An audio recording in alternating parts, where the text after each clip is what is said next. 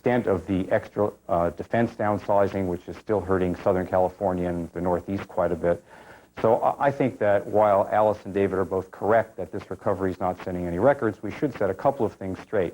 The last several years have not been good ones for the economy in a number of dimensions.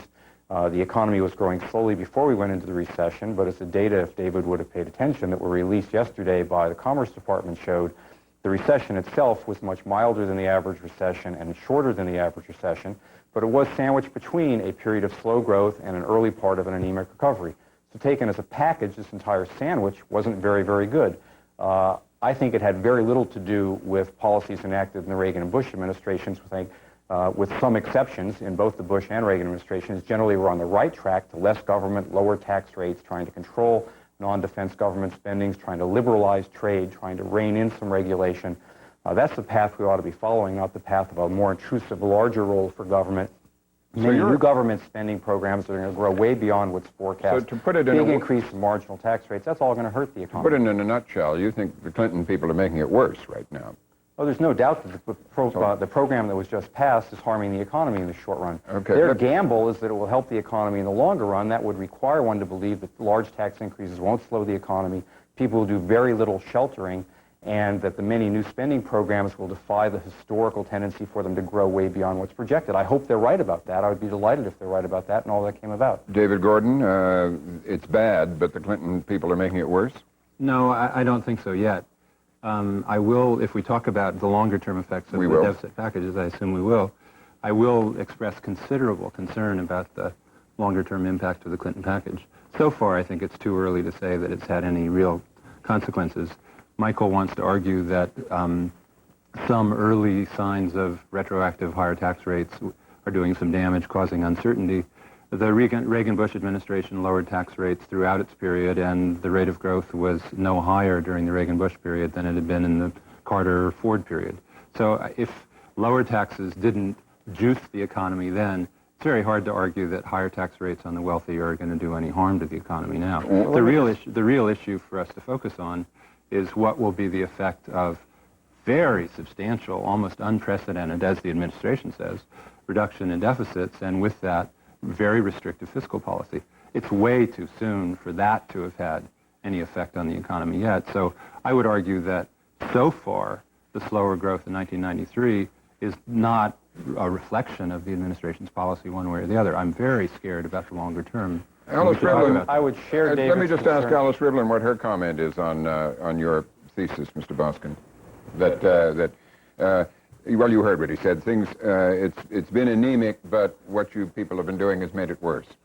No, I don't think so, although we tried to make it better. We have a long-run plan for making the economy perform better, which involves both bringing the deficit down, which will give us more investment and more productivity in the long run, and shifting to more public investment, infrastructure, high technology, and those kind of things, which we also believe will give us a more productive economy. We wanted to do some of the investments early on in fiscal year 1993. We proposed what was, I think, misnamed the stimulus package. It was early investment in 1993. That was killed by the Republicans in the Senate, and it certainly bears part of the responsibility for our economy having been weaker than it would otherwise have been. Mr. Boskin? That's nonsensical. They did the right thing. That might have been a sensible thing to do in 1991, and indeed it was discussed in the Bush administration. The president decided not to push forward the same kind of two-part strategy of doing something that would increase the deficit then and lower the deficit in the future. However, in my view, what Senator Dole and his colleagues did was the right public policy. I just want to come back to a couple of things David said and Alice said to try to clarify some things. I totally agree with David that this policy, as it is put into place, will be contractionary in the short to medium term over the next 2 or 3 years. My own estimate is it'll take about a point off the growth rate and will reduce baseline job growth by perhaps 750,000. If the administration wants to argue it's worth it to do that, to try to get more investment in the future and try to improve the economy in the future, on the assumption that all these good things will take place and they'll be able to control spending and there won't be any sheltering on the tax side and so on, then that is a respectable argument, although one that I think requires a lot of faith that things will occur and work out much better than they're likely to. But David's notion somehow that business people sit around and wait for things to be enacted and don't slow or curtail or freeze hiring, freeze their capital spending plans, and things of that sort while they're dealing with all the uncertainty not only about the tax program, which has been passed, but the health care program, which we hear a new version of every day. It would be a wise idea if not only those uncertainties were resolved, and from what I've seen of the health program, they went back and did something more sensible, and I know Alice is fighting hard inside to do that. But also, hopefully Secretary Aspen's report today will lead to a quick bipartisan discussion of what is a sensible defense drawdown so we can eliminate some of the uncertainty that is being felt in places like California and Connecticut that rely heavily on defense, where 75% of the workers are worried they're going to be among the 25% they're going to have to shift into other types of jobs that you were talking about earlier. You don't think, David Gordon, that uncertainty over all the things that Mr. Boskin lists is holding back, is causing people to be, both consumers and businesses, quite to the less contrary. active? If I were inclined to defend the administration, it seems to me that in terms of expectations, the major effect of the deficit reduction in anticipation of it has been the lower interest rates. So if anything, people's expectations about what's going to happen have been favorable for the economy, not yet very threatening. Mr. Boskin, well, let me just give you my take on the lower interest rates, because I think this is very important. Well, I'm going to ask you about that. Okay, good. Go ahead. Let me ask it in my way, if I may, and Sure. that is the administration, all its spokespeople who are out today, including Ms. Rivlin, are they justified in expecting that lower interest rates, to use Mr. Panetta's term today, will provide additional incentives to financial markets and financial investment in this country? I think we've seen pretty much the run on interest rates. They may come down a little bit more, but I think that they're mostly the result of the second round of disinflation. We went from double-digit inflation in the late 70s and the Carter years to about 5% through the 1980s, and then we saw the Fed and other forces engineer a second round down to about the 3% level. Other things being equal, that's a good thing, and one thing that I would give the Clinton administration credit for, one of the few things I think they've done right, is they've generally been supportive of monetary policy. That'll be tested down the road when the Fed has to raise interest rates if and when the economy strengthens. But I would say that we're getting talk out of one side of the balance sheet or out of one side of the mouth on interest rates. We're hearing about how good this is for people refinancing mortgages, et cetera. But even when you net that out, the interest income of Americans in the last 12 months went down $27 billion, what some of your viewers would regard as CD shock, certificate of deposit shock. So they're unable to spend out of that. So that offsets part of the likely beneficial gains of lower interest rates. And there's no way in heaven that any reasonable economic analysis would lead you to believe that the potentially beneficial effects of lower interest rates, whether caused by lower inflation estimation because of the view that this package will slow the economy, or whether you believe that they'll get all the deficit reduction they're claiming. I believe they'll get much less, but if you believe that, whatever you believe, the notion somehow that will offset the effect of the higher taxes and the large reduction in defense spending, in my view, is rather foolish. And I don't know a single respectable economist who agrees with that. Well, let's go to a respectable economist and see whether she agrees. Partially offset, but not nearly all. Alice Rivlin? I don't agree at all. I think we've seen dramatic evidence of how much difference interest rates make. This happens to everybody as they pay their mortgage every month. Families have more take-home pay because they are paying less on their mortgages. They are rushing to refinance. That's real money. I totally agree with that, Alice, but when you include that, the reduction in interest income received by other Americans, even adjusting for the lower expenses of people paying mortgages, went down $27 billion.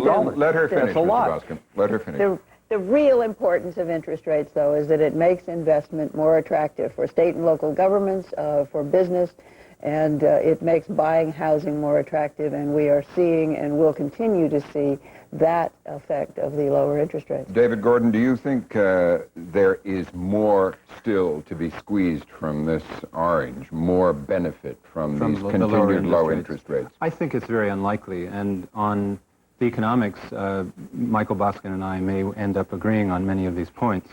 I would rather shift gears a little bit. I'm afraid we're at the end of our time, so if you could complete that point, that's it for today.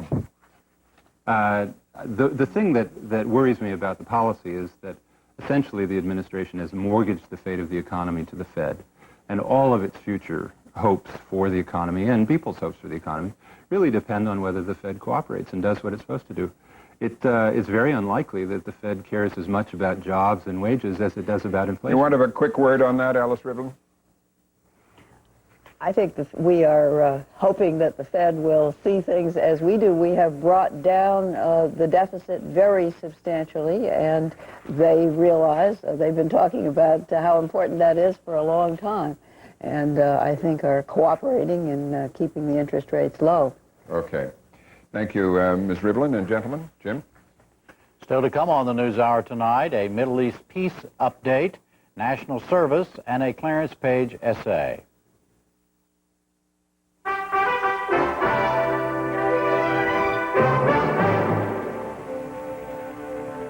Now the Middle East. While Israeli and Palestinian leaders move toward a major new agreement, both sides are having to deal with angry reactions from within their own ranks. Kent Barker of Independent Television News reports. The language was direct and uncompromising. Rabin is a traitor. Israel is in danger. But the Prime Minister can hardly have been surprised that his visit to Jerusalem schools this morning became the focus for the noisy opposition. The very idea of even limited Palestinian autonomy is seen by hardliners as tantamount to betrayal, and the possibility of the bogeyman of the region, Yasser Arafat, setting up home in Jericho, protected by the Israeli army, is regarded as outright treachery. He promised that he wouldn't get back to inside asking the people. He promised that he wouldn't get back to Golan, and he lied then, and he's lying now, and he won't stop lying because he hurts the whole world. The symbolism of the Prime Minister appealing to tomorrow's citizens was carefully planned as he visited both an Israeli and a Palestinian school. He has to overcome the history of animosity between Arabs and Israelis. The 45 years of mutual suspicion and conflicting interests remains the greatest obstacle to the unexpected peace breakthrough. But one woman in the school corridor demanded he tell the children he was the traitor. We are going in accordance to our plan. We continue the peace negotiation with Syria, Lebanon, Jordan, and we reached, at least prior to an agreement, understanding. I hope that it will be translated into an agreement. Today on the Gaza Strip, the Intifada appeared to be continuing in a somewhat half-hearted fashion. Israeli troops and young Palestinians engaged in their ritual of stone throwing. The peace agreement will give autonomy to this troubled coastal enclave. This may well end the violence which has killed more than 140 people so far this year, but it will create a whole new set of administrative problems. In Gaza, opinion is divided on autonomy. This is the home of Hamas, the militant Islamic opposition, not only to Israel, but also to Yasser Arafat. Opponents of the latest proposals say they're being sold out for a deal that doesn't even give them half of what they want. The Islamic movements are about 50 of the people here, and the Fatah supporters, they are about 25%, and the other movements of the Palestinian people taking the other 25%.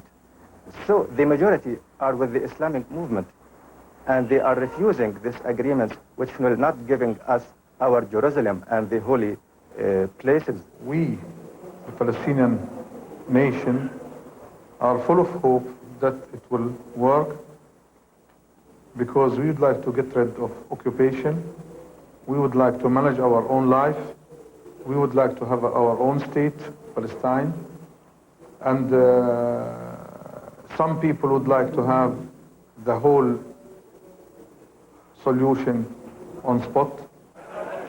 Yasser Arafat's statement that the Gaza-Jericho First Agreement did not mean that Palestinians were giving up claims on Jerusalem went down well in Gaza.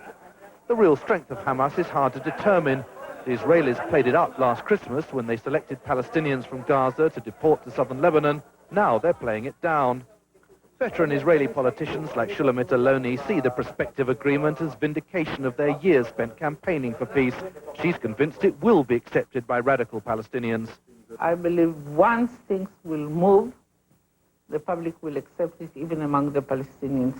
One has to remember, most of the Palestinians are Muslims, but the Hamas is not a party, and they don't have a membership. And everyone remembers when the Madrid summit started, how people went out to the streets happy, and they brought the olive leaf to the soldiers. And I believe once there will be a beginning and more money will come in and there will be new enterprises and the economic situation, which is terrible, will be better. The Egyptian foreign minister arrived in Tel Aviv today for more discussions on the peace process. It enabled the Israeli government to emphasize its belief in the likelihood of a rapid agreement. From our standpoint, the agreement can be signed this afternoon. If the PLO will announce a departure from being an organization that has terror as its strategy, to have politics as its foundation, it may take another few days, and then we should consider where and when and who should sign it. Opposition to the peace agreement has been unexpectedly muted in Israel so far. The right-wing protests have been noisy rather than widespread, although radical Palestinian opinion remains an unknown factor. Perhaps the biggest problem for Prime Minister Rabin will be reaction to the details of the deal still being worked out in Oslo and Washington.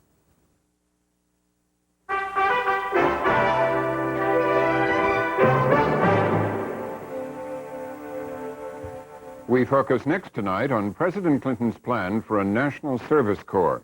The House of Representatives has approved a $1.5 billion version, which the Senate will consider when it returns next week. This summer, there was a model of the National Service Program operating in Oakland, California. Spencer Michaels reports. All right. And then we'll get back in here and we'll do the group activity that I talked to you about, building the rocket ship. These young people are among 1,500 who participated nationwide in Summer of Service, a program designed to demonstrate over the summer how a year-round National Service Corps would work and what problems might crop up. Give it to their parents. One of the participants, 24-year-old Archie Sims, a recent college graduate, coordinated educational activities for neighborhood kids at a junior high in his hometown of Oakland. On this day, he helped them design a balloon-powered rocket ship. And try to teach these kids something, if not what's on the curriculum, just being with them, giving them attention, because a lot of the kids need that attention. The end result, you end up being a role model, whether you like it or not. They look up to you. They're going to always look up to you. Even if they tell you, oh, you're boring and I don't like you, they watch your moves, you know. They watch how you talk, how you act. They watch whether you come in on time. Everybody wearing a white T-shirt, stand up. Archie is one of 250 men and women aged 17 to 25 chosen by the summer program's local sponsoring agency, the East Bay Conservation Corps. In this school, they led inner-city children in games as part of the educational curriculum. The participants were picked for their economic and racial diversity, their leadership potential, and their desire to serve. For their summer work, team members earned minimum wage, $4.25 an hour, plus $1,000 to pay for college or pay off college loans. Participants were integrated into a wide variety of established educational and health programs. The White House was eager to get this model program underway quickly and used existing appropriations to run Summer of Service.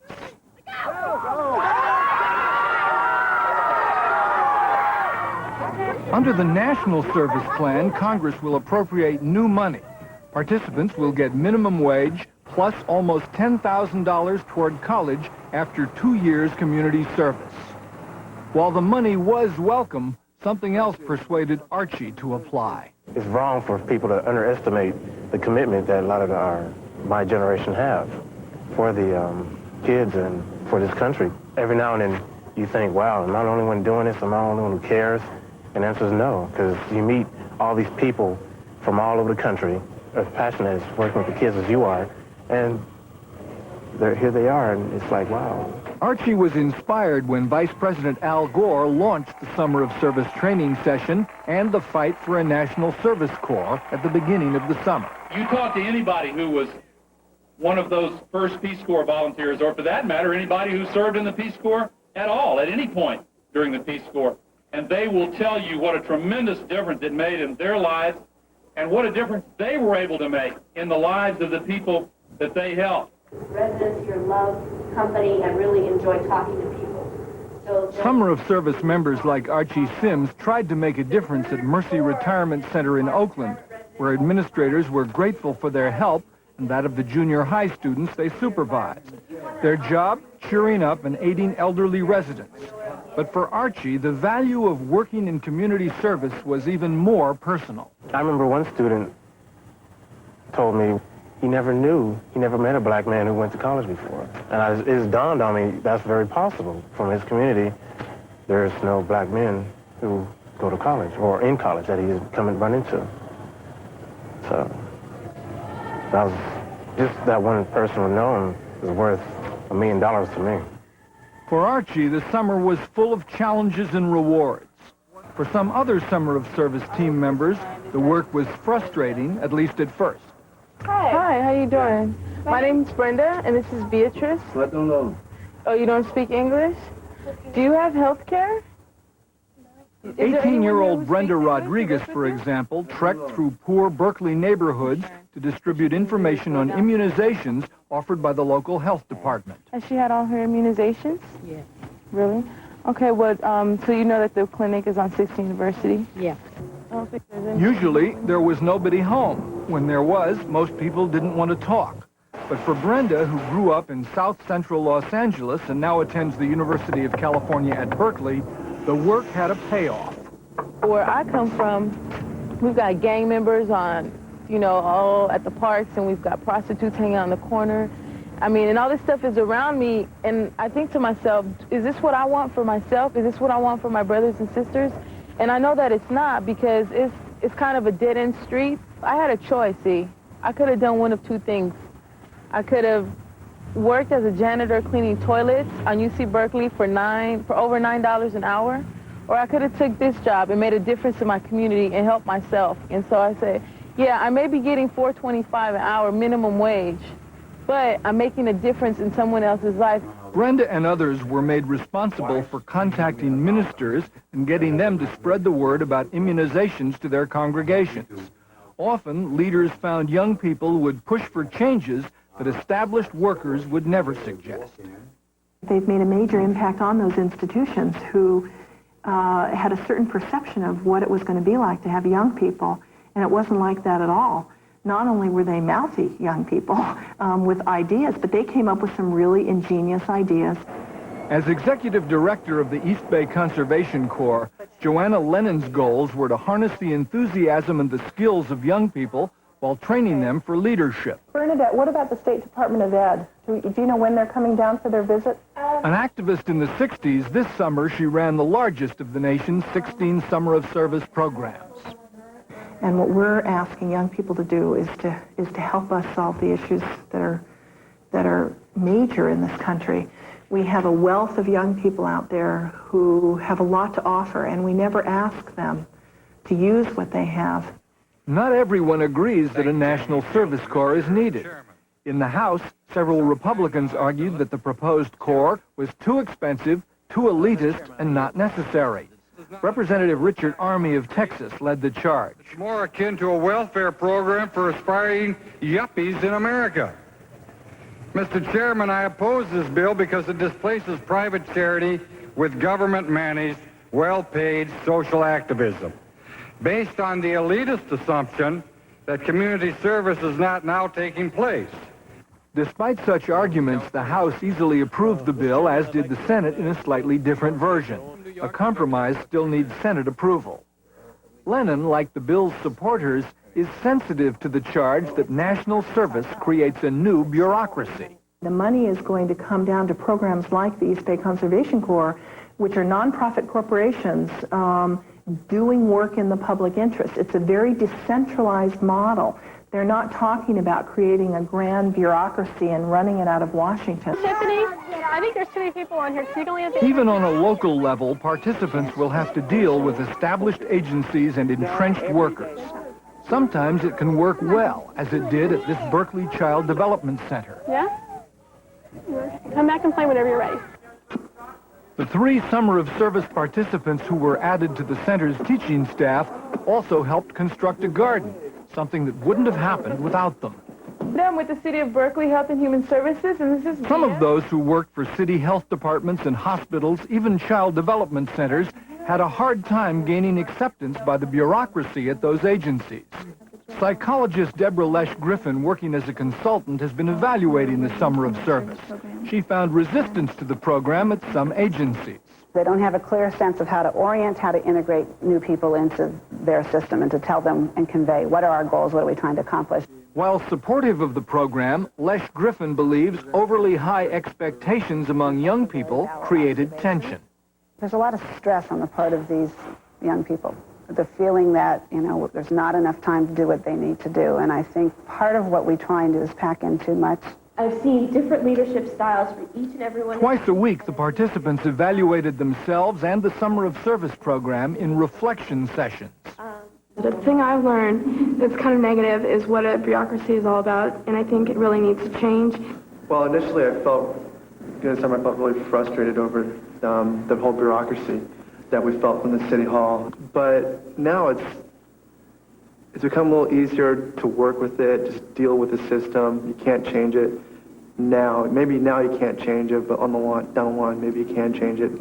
Despite some frustration, most of the comments were enthusiastic and self-searching. Brenda Rodriguez reflected on her door-to-door experiences. When I was younger, someone came to my house and they tried to question how my parents were raising us and why we were left alone, and I was like, I completely was negative towards it, and now being in this program, I learned that they're not so bad. One of the preachers told us this: if you have something to sell, okay, and you believe in the product, it's going to sell. Because some of the people, when you go to their door and they'd say, "What you selling?" I'd say, "Life." And they'd be like, "Life?" Did anybody ask you how much it was? I'd be like, "It's free. We're giving you life. We're selling you hope." Most of these youngsters have had the summer of their lives. They're among the loudest cheerleaders for a year-round national service program, building on what they've learned the hard way. She doesn't yell at her kids.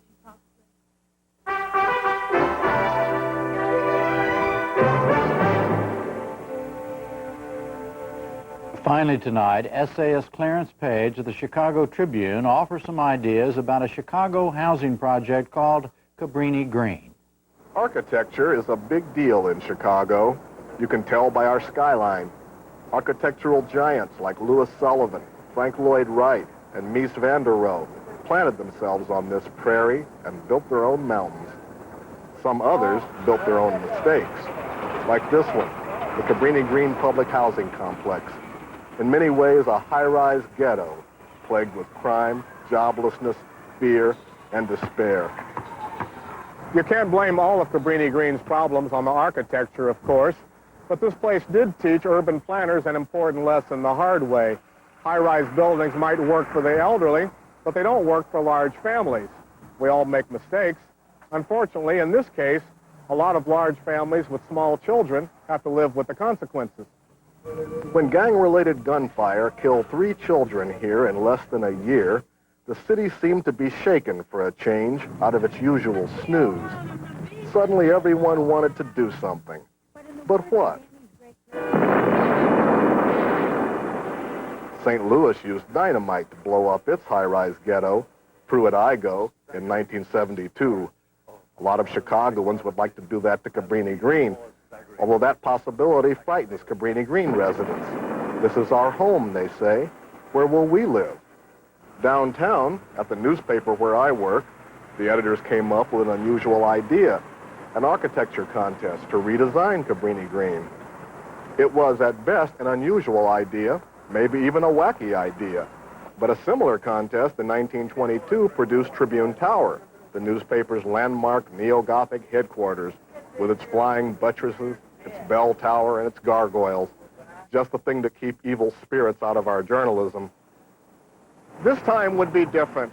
This time there would be no prize money or construction guarantee. The ideas would be their own reward. The question was, Would anyone care? Someone did. More than 300 entries came in from around the world. There were traditionalists who reinvented Cabrini Green as a classic suburban-style housing development. There were modernists who recreated Cabrini Green as a garden of giant bulb-shaped structures and igloos, like something out of a Star Trek movie. There were deconstructionists who tried to break all the rules, rounding off corners, squaring circles, and slashing across it at every odd angle imaginable. Interesting, innovative, but would you want to live here? No, said the postmodernists. The retro crowd turned back the clock to something familiar enough to warm an old city dweller's heart. Classic Chicago-style neighborhood flats. Others were content to simply make a statement and nothing more. This one, with handguns floating ominously outside the window of a child with a blood-red doll, speaks powerfully, like a rap tune. A modest yet painfully sincere effort turns out to have been submitted by two Cabrini Green residents, young girls aged 12 and 13. Among their recommendations, stop signs at an intersection because many children have been struck by cars here. This place, a very bad drug building. They ask that somebody build townhouses on this site. It's a call for action mixed poignantly with a cry for help. The judges, who included one Cabrini Green resident, asked other residents what they wanted. Their answers were not fancy or exotic. They wanted what most other Americans want, they said, a comfortable home and a neighborhood that works. We did not have showers. We did not have enclosed closets and things. We did not have ceiling fans, you know. What do you think your neighbors need more than anything else? To cooperate, like, so the buildings could stay clean instead of filthy all the time. What would you tell people who don't know Cabrini Green if you had a chance? Come in with a positive attitude and you will find that Cabrini Green will be a very enjoyable place. It was that kind of vision, in the end, basic old-fashioned notions of home and neighborhood, that captured the judges' hearts, too. 3 winners were chosen. This one came from Fargo, North Dakota, of all places. Still, it scored big. Like the other 2, it reconnected the projects with the nearby neighborhood, making Cabrini Green seem more like a neighborhood, too. This winner, by a Chicago team, took that idea a step further by reintegrating stores, jobs, and middle-class families into Cabrini's community. This winner, by a Belgian designer who had never been to Chicago, takes a bold step ahead into the past. Playfully, it reimagines the boxy and sterile regimentation into a medieval-style village, complete with a green forest running through it like a river. Once you have seen what it could be, Cabrini Green doesn't look so hopeless. Its problems don't look so impossible to solve if only we put our minds to it and put our ideas to work with action. The future of our cities rests on our ability to reclaim neighborhoods like this. A pioneer Chicago architect once said, "Make no small plans." Perhaps today we should add, "Seek no small remedies." I'm Clarence Page.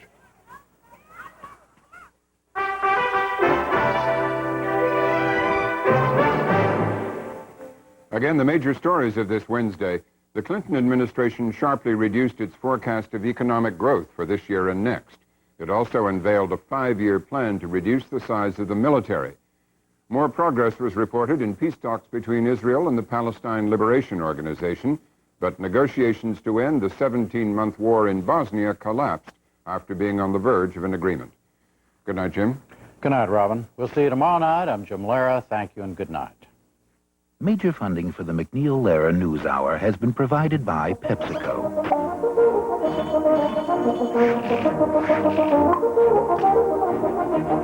PepsiCo. And by the Archer Daniels Midland Company. ADM, supermarket to the world. And by New York Life, yet another example of New York Life's wise investment philosophy. And by the Corporation for Public Broadcasting, and by the annual financial support from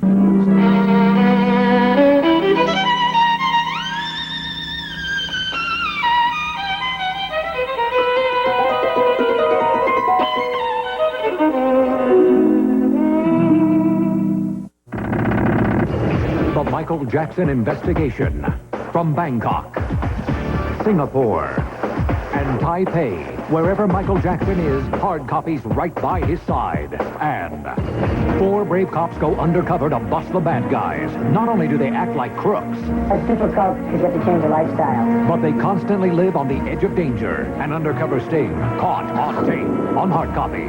Hard copy, tonight at 6:30. One Portland high school student we know is sure looking forward to the new school year. It's a different feeling than in the past, as Ray Summers learned today. So, are you still focused on being a zoologist? Yeah, either that or a zoo coordinator. I'm not too sure which. A lot of things in life are difficult. Growing up is one of them. I want to be able to walk and talk and with the animals and do animal things. Tracy Saban has helped growing up. A freshman in high school. Last year, as an 8th grader, Tracy was invited to take part in a volunteer program, Committed Partners for Youth. You got all your clothes and all your shopping done. I got all my clothes. So you got my new shoes. Sally Mounts was the volunteer teamed with her. A 1-year partnership that will last longer than that. It involves being there. You call your youth twice a week, and then you see them once a week, and then you have meetings 3 times a month, and then sometimes you have events on weekends. So It is a commitment to be there, to listen. But I like the computer. I could work with the computer. So I want to know, To encourage. Are you really set for school, like you're really going to tackle school this year and I am. And like get all your assignments in and yes. So I suppose that The 1-year pilot program showed improved attendance, better grades, hope for the future. Tracy's mother sees the difference. Before it was, I'm going to go in my room, shut the door, we're not going to talk about it, Now we talk about it a lot more. it's just like changes their whole world. Somebody outside of the family, I think, makes a difference. Jeff Bornefeld helped organize the Portland program. Yes, we do have a challenge having people who are willing to invest 25 hours a month for a year's time. Now, those who do, they swear that their lives have changed more for them personally than they see in results elsewhere. This coming year, the Committed Partners program will be in 4 Portland middle schools, helping 50 more 8th graders cope with growing up. Ray Summers at large with photographer Art Wright. Anyone wishing to serve as a committed partner for youth for a year can call 786-9279. Both men and women are needed. Great program. We want to remind you we're going to have some great highlights of the Beavers' win tonight, right? That's right, but they've already clinched the pennant, so they don't really need the game. Well, win's a win. Last one. See you at 11.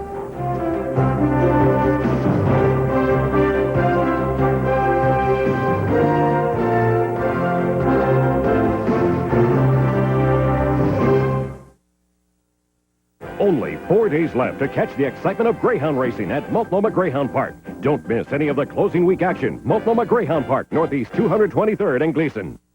Labor Day weekend, Waterbed Emporium. 3 days only. Do not pay for 1 full year. That's no interest and no payments for 1 full year. This weekend, waterbed starting at $99. 20 beds under $199. Beautiful 4-posters from $199. Sheet sets $19. Mattress pads only $7. Plus pay no interest charges and make no payments for 1 full year. Do not pay for 1 full year. Hurry, sale ends Monday 9 p.m. at all Waterbed Emporium showrooms.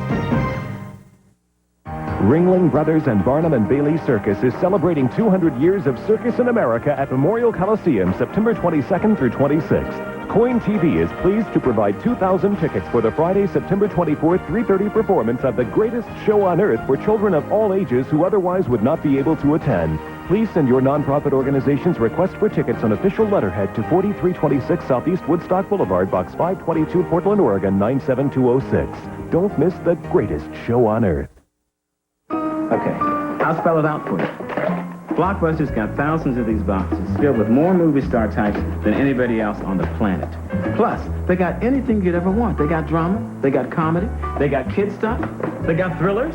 They even have foreign films with subtitles in case you want to do a little reading while you watch the film. Thousands of ways to have a good time. And you can keep them for more than one night. So if you want to have a good time, pow, make it a Blockbuster night.